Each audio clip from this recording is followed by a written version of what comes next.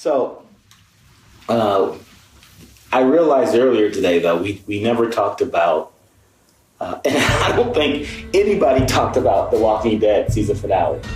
Okay? We can talk about this briefly. We're just talking about random stuff. But I don't know if people are being really good this year about not doing spoilers, because people have been better over the last few seasons to not ruin the show. But for the season finale, and I'm sure people posted stuff, but I haven't seen anybody comment on The Walking Dead. Now, in my mind, it's because the opener was so, what did I say? I said I never recovered from the I don't want to say anything just in case anyone hasn't seen it yet, but I never recovered from the events of the season 7 opener of The Walking Dead, and I don't think the season ever recovered as well.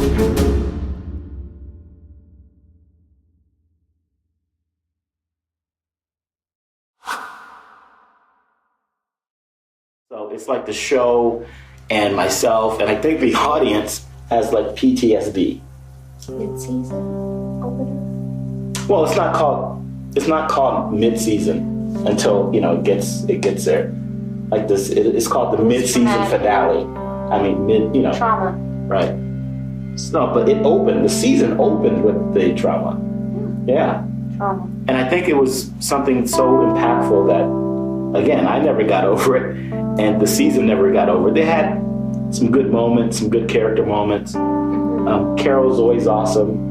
Morgan's always great. Daryl's always great. But that controversial thing, we're the only two people who I've heard say this, but please do the honors of saying the aspect of The Walking Dead that we don't like. Worst couple ever. Who's the worst couple ever? They're not compatible. Who? What's their names? Rick James. Rick James and I don't know, Wiz Khalifa. So no, it's Rick and it's Michonne. Now, Michonne. Now, these are two great characters, and everybody loves these characters independently. And rooting for them. But to fight, for me, I'm rooting for them to fight and to defend and to attack and be badasses.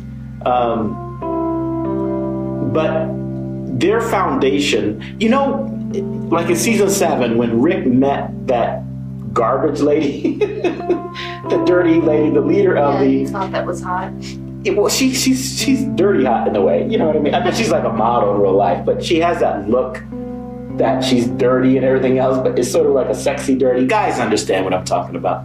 But the leader of the garbage people, the trash people, all right? And that's what Negan called them. He was like, really? Trash people. He's like, you sacrifice them for the trash people.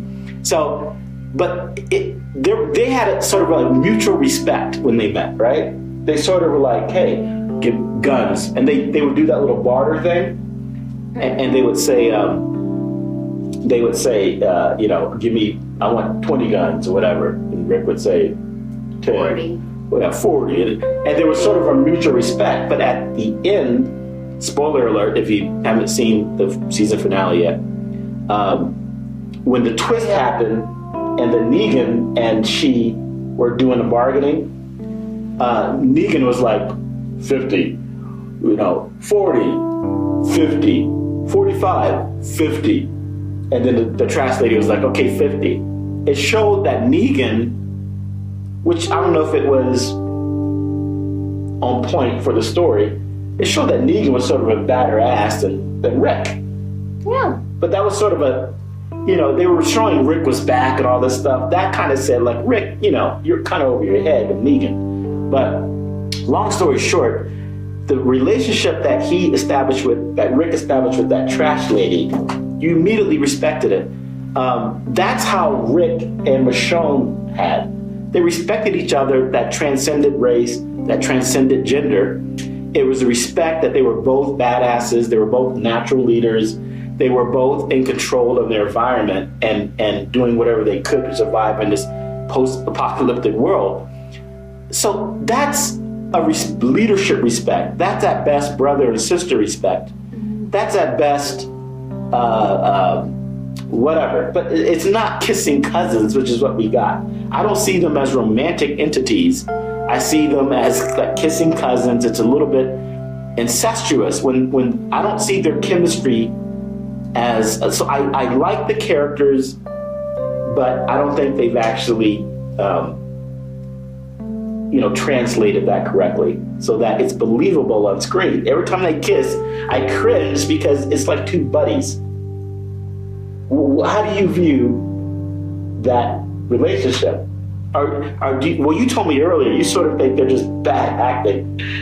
I'm really torn about this. I don't really know whether it's bad writing and that, or they're trying to portray like the woman that is like a badass and she sacrifices herself and like what is true to herself because somebody likes her finally for who she is. I'm not really sure, but it just doesn't work for me.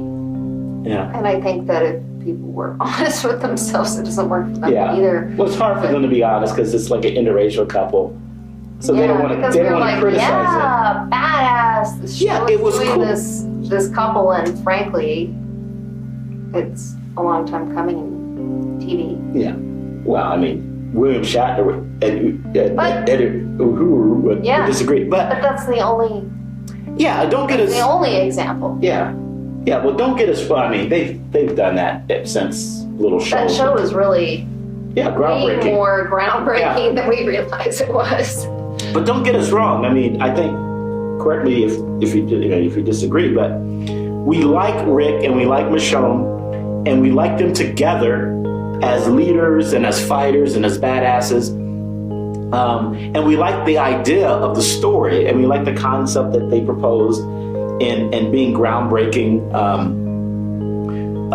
I mean, to its credit, what they've done, at least in doing this interracial relationship, is they've never discussed it. So that's what I like. That's a realistic sort of modern view. You know what I mean? A lot of movies are like, interracial relationship. We'll be back at 6 after this, that's the whole point. You know what I mean? Hallmark special presentation. We're going to showcase an but they just happen to be together, and there's no discussion of race. Right. And it's groundbreaking. Which is and The Matrix actually gives kudos for this as well, because a lot of people don't know this. Keanu Reeves is supposed to be played by, I believe, Will Smith. Way better. Will Smith. Oh, sorry. So let me say that again. Keanu Reeves was supposed to be played by Will Smith, but turned it down. Now, when you look at that, what does that mean? The lead is black. And think about the year that Matrix came out. The main cast member was black. Morpheus was black. There were several predominant black characters, at least throughout the trilogy. And this was sort of, and it was organic. It was never a discussion. It was just sort of like, yeah, there's Morpheus. And so Will Smith turned it down. They got that guy. What's his name? Keanu. I like Keanu in this movie, just like I like Arnold Schwarzenegger in The Terminator. Their limited range plays to the movie. It works for the movie. His sort of emotionless thing, it plays into that sort of, it's a simulation world maybe. It's what's real, what's not real. Is he real? Is he the one? There's a sort of symmetry there that casting and the director plays into well. Just like Arnold Schwarzenegger as a Terminator, as a apocalyptic, robot, his limited range works. Because you don't want someone all emotive. I'm an emotive robot. You want someone who's a little stiff, a little bulky, right? So it works. But anyway, so we love all the progressive aspects of The Walking Dead. But we just don't think they work from a chemistry standpoint. Yeah. Yeah. What would you say were some of the good things of this season, though?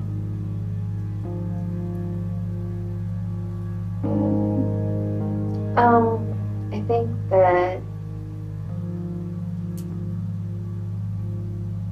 the whole kind of initially Disney concept of them sort of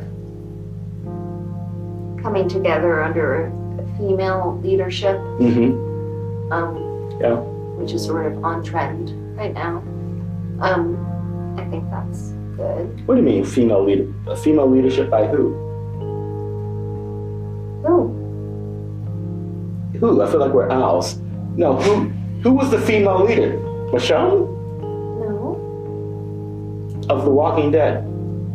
Actually, I think that. Oh, you're right. You're talking about, and I don't want to say too much just in Yeah, case. Jesus is bringing to us that our ultimate leader is going to be who? A female leader, right? Yeah. Yeah. He said that, No. but you sort of Like he doesn't want to take the leadership role, and he's pushing her into the role, and, right. and then the fearful male traditional leader is fearful. He's doing everything he can to suppress that powerful female, maternal, even pregnant power, and he Yeah. can't do it. You know. Well, Can't. In fact, in that one episode, he was. Ooh, that's creepy. I was looking at people. I didn't think anyone would be watching. There's two people Oh God. watching: Will Boggle and Amy Rosenthal. No. Yeah, we like to be anonymous, so we like to go live. This sucks. People actually. All right. Yeah. Well, Negan was funny, of course, and slightly over the top, a little bit hammy, I think, but He likes the female power too, though. in an enjoyable role. Yeah, he's a charismatic. For him to do the events in the first episode and still somehow be enjoyable to watch, I think is a tribute to that character. So there is a certain charisma. Yeah, and if you completely erase any emotional component, he's looking at things in context, and he's saying, well, this is what's successful in this Right. time, and this is what works, and he's doing it, and that's why he's successful. But then this female component comes in Right. again, and he's kind of like, you really do it for me, you're really powerful, and I can't really resist you. And then he opens the coffin, and there she is, and Right. she's killed herself, and Look she's at going to you. eat him. And, Yeah. Yeah. Yeah. so, and there's an underlying theme of female power. But there's also, I think, an underlying theme. Like in the first season, Shane was the whack job, right? But then as the season progressed, or the seasons progressed, you realize Similar idea. that he was tried. way ahead of the game. Right. And that Rick and his team needed to play catch up into what this world was. Shane could fit into season 7 and he'd be ready to go.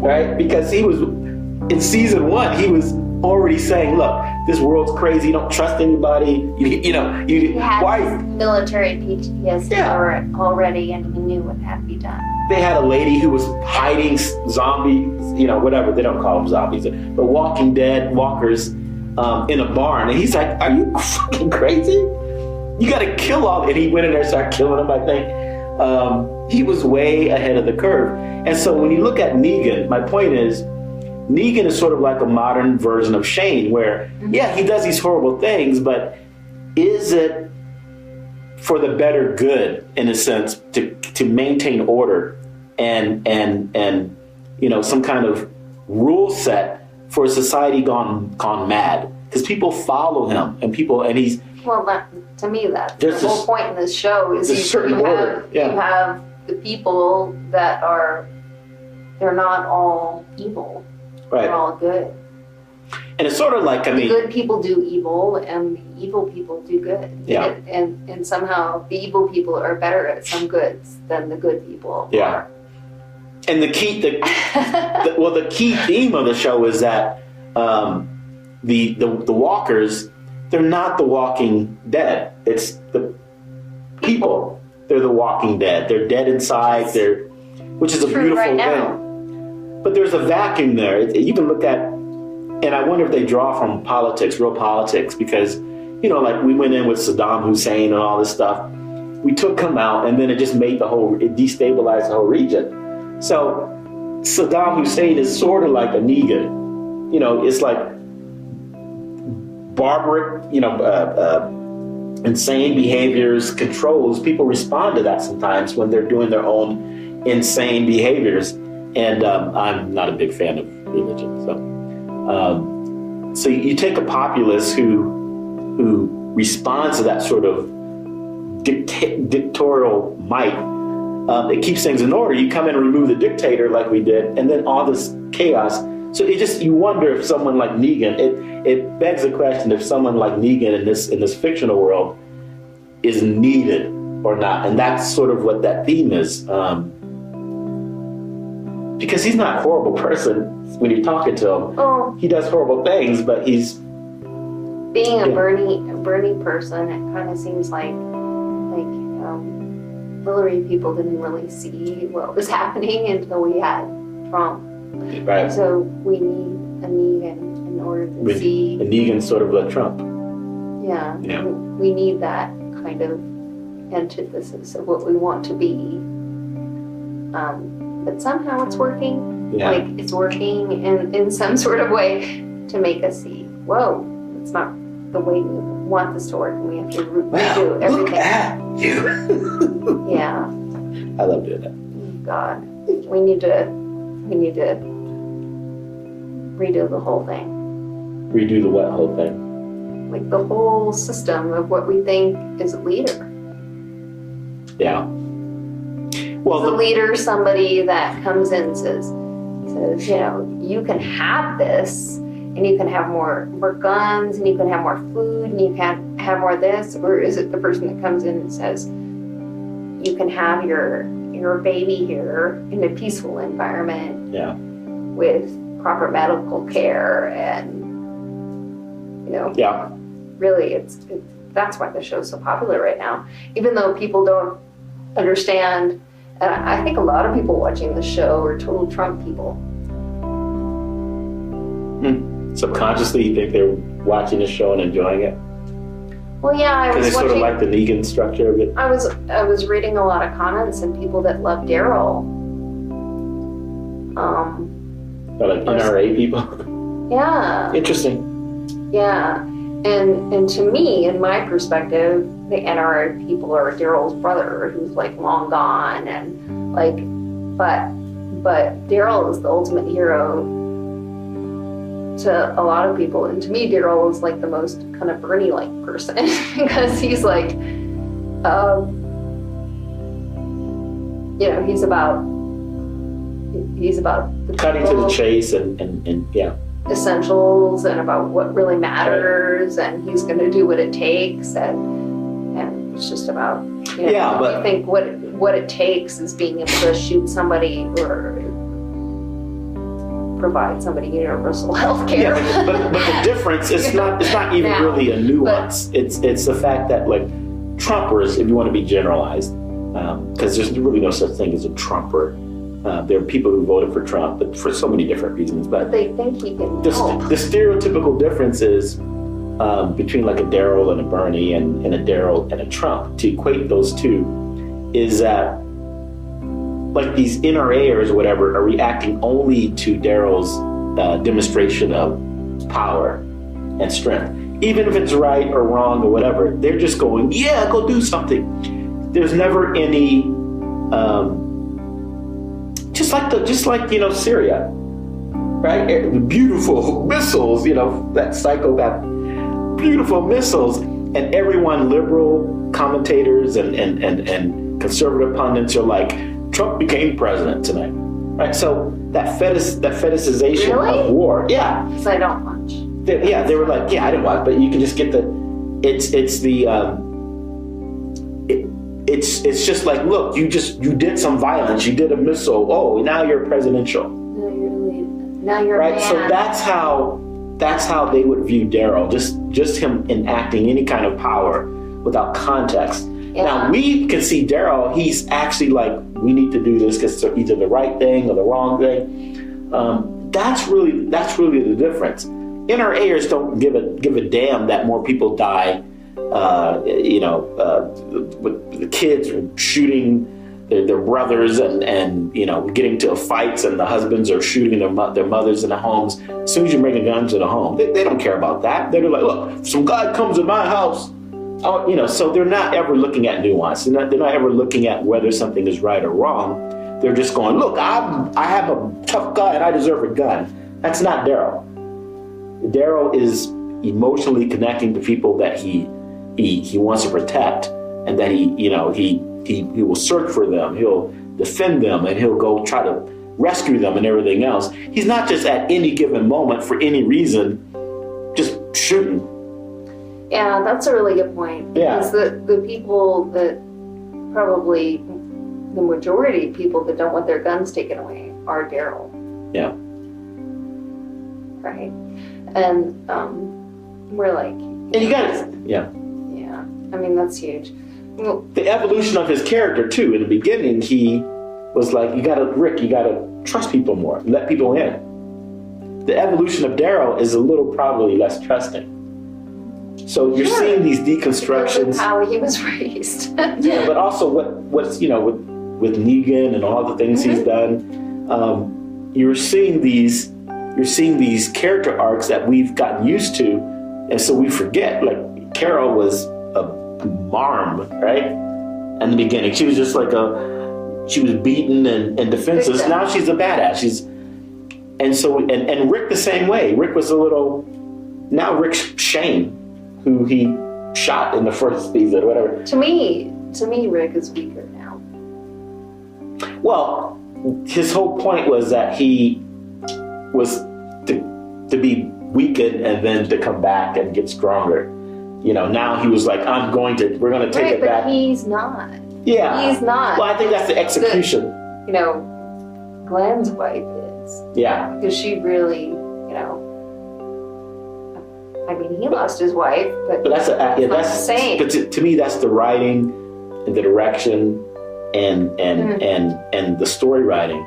I think what they want to show is that Rick is back. I don't think they executed that well. I'm really, well, maybe because I'm confused about what they want, because he seems indecisive and like he's never really sure which way to go, and he's always trying to convince, and he's not coming from I think there's two forces here. I think Rick's a good actor. The character who acts is actually a good actor, but I think he's being stymied by some of the writing and character stories, because he's a good actor, and plus he's British. Glenn's wife is British, Rick is British. That's kind of odd. Morgan is British. Isn't Daryl British? No, I don't think Daryl. No, Daryl's American. I think he lives. I think he used to live in France or something. I don't know, but he's not British. I don't believe. But they're all British, and he's a studied actor. But I think he's being stymied by the writing and the choices in the season, because you can see it in his face, and arguably in the first episode or the first couple of episodes of the season, he was perhaps the best actor, because he was sitting there carrying this horror on his face, and he was broken down, and that's what we needed. Him to be you needed to believe Rick, who was so powerful, was ripped to shreds emotionally. And I believe that. The problem is, now they haven't undone that. I think what they wanted to show is that they've undone it. We're back, we're going to fight now and all this stuff. But Rick is still being an actor. He's like, I'm not going to just on off it. What is this, cartoon? So I think he's still carrying the hesitation and all that stuff. But the writing is saying, no, you're just back. And he's like, no, I'm a studied actor, right? So, oh, wow. You see, I think there's a conflict there in him knowing the character better than the story writing allows. You know what I mean? Right. So, Because it was a weird beat when his son, spoilers if you haven't seen it, the season finale, Negan's like, I'm gonna kill your son. Barely had a reaction, really. He's like, I've been through this before. Yeah, I go, that doesn't flow from the history. And Rick, I didn't see, he was like, oh, fuck it. Now, it made sense if they wanted to convey Rick's back, right? He's tough, look, I'm gonna kill you. No, he said he's gonna kill your son. I'm gonna kill you after one day. The beat didn't feel right. He's gonna kill he's gonna fucking kill your son. So, but they wanted to say Rick's back. He's not going to be all whippy like last time. So he's going to be like, I'm going to kill you. No, your son's your son's going to be killed. It didn't feel realistic to me. They were resting up on that lame conversation he had with her where he said, we're going to have, some of us are going to die. But it still would have been. I know, but see, I think that particular episode was supposed to convey all of that, but the writing and the story didn't feel real to the characters. So, You're right. I don't think it's acting is the problem. I think it's writing and the problem in certain episodes because it puts the actors in a position where it's like they have to convey something that's impossible. And even worse, I mean, the horror of the first episode in Walking Dead got such a backlash. It's still traumatizing. Everybody has PTSD, but because of the backlash, the writers I think are a little off because they, at least at that episode, they did what they wanted to do. Their vision. We can't do that. But now they're adjusting. The executives are like coming in with their business decisions, and so they said, even quotes, they were like, we're not going to show. I think we went too far, and we're not going to show it. So they wanted to give a big happy ending, and everybody's fighting and all this stuff like this. So there was a backlash against that. They were saying it was so dark, and they were like, "We're not here to do, like torture porn or whatever." And so that's when you start second guessing yourself. Then you alter. I don't know should it be blue? Should it be pink? Should it be why pink? So obviously they toned it down, and even in the later events that were very dramatic during the season, they were muted. They were muted, and I think they wanted sort of a happy story at the end, like, yeah, we're all back, we're gonna rally. Yeah. And I sort of didn't feel it. False. It felt sort of like empty calories and yada, yada, yada. So, all right, well, for sort of, this turned into, we didn't know what we were going to talk about, but for Walking Dead accidental analysis, we covered a bunch of things, like from pain and writing and Saddam Hussein. So you can't say that this was light and fluffy discussion of Walking Dead. To Bernie made a guest appearance for some reason, for a very good reason. But what I'm saying is, this isn't your grandfather's Walking Dead discussion. So I'll end with this. Some more Negan. Look at you. You are something else. Wow. I don't want to put you in that coffin. Oof. That is telling. All you have to do is join us or fight us. And I think you should join us. Wow. This has been B and C, the Cynical Progressives, and we just go live and we don't even know what we're going to talk about. And to me, that's more fun, right? And for some reason, you look shorter than me, which you're not. You're taller than me, and I look blacker than you. So that's true. This is probably some kind of filter Facebook's trying out with their new functionality. So maybe we'll talk again tomorrow about something or other random. There's just so many wonderful things to talk about in this world. We gotta talk about how insane the progressives have become now. All the little factions, and everybody's nuts. Everybody's gone nuts. So maybe we'll talk about that, but we'll just spitball. I'll let you say the goodbyes, Becca. Bye. Thanks if you're actually present, actually listening. Oh, they may not be listening live, but they can listen later. Thanks for listening at any time. Bye. And you know what Negan would say about you? You are hot as shit. Thanks, big guy. You are hot. Ciao.